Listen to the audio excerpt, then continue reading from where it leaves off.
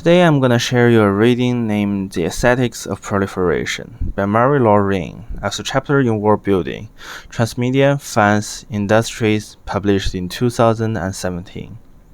Writer1 is an independent literary scholar and critic working on the transmedia storytelling. I have put the definition of transmedia storytelling here for you to check.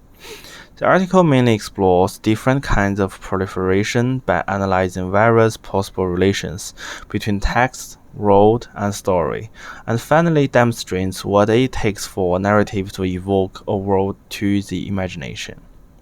In the old school narrative theory, people firmly believed that the pure words was the only medium for constructing the text of the world, strictly following a formula: one text, one world, one story.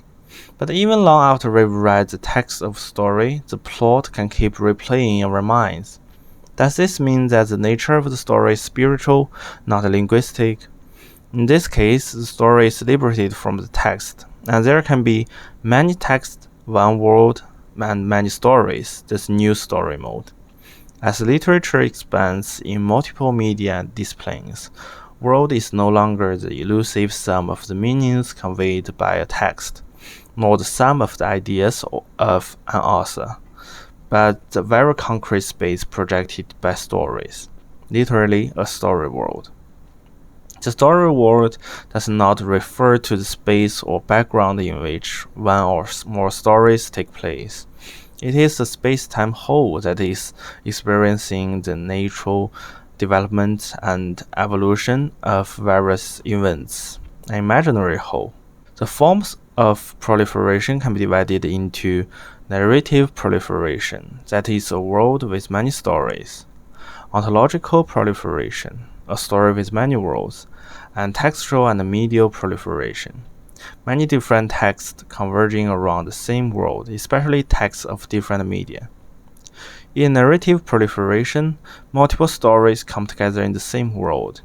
The audience does not need to reposition its ontology when moving from one story to another. The author chose Tom Tykwer's Cloud Atlas for explanation. In fact, the director's other TV drama, Babylon Berlin, has a more intuitive aesthetic effects brought by the proliferation of this type. In this episode of Babylon Berlin, the opposition between the German Communist Party and the Nazis, the separation of the military and government, and various types of independent murder case, the ontological connection between them has jointly constructed this superficially prosperous but dark German Weimar Republic era. Ontological proliferation, it is more like a forking path narratives. That is, at a certain decision point, characters have different story branches due to different decisions. We can clearly see this application of this type of narrative in Lola Wrong and Groundhog Day. Even in different branch worlds, characters maintain ontological consistency, which may be the same psychological state, character relationship, development trajectory, motivation, or desire, so that the audience can maintain a familiar understanding in each world without investing additional cognitive effort.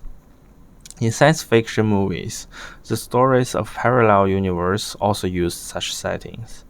Textual and media proliferation is more in line with the author's transmedia storytelling narrative research. This narrative mode is used in many pop culture productions in the real world. For example, the TV series, movies, and comics in Star Wars or MCU are building the same story world together. When we discuss the importance of world building, we seem to be challenging the authority of traditional narrative. In one-dimensional schema, story-dominated text and world-dominated text are two extremes, both of which can only reveal limited content for their own subjects. But good works that can attract the audience need to find a balance between the two.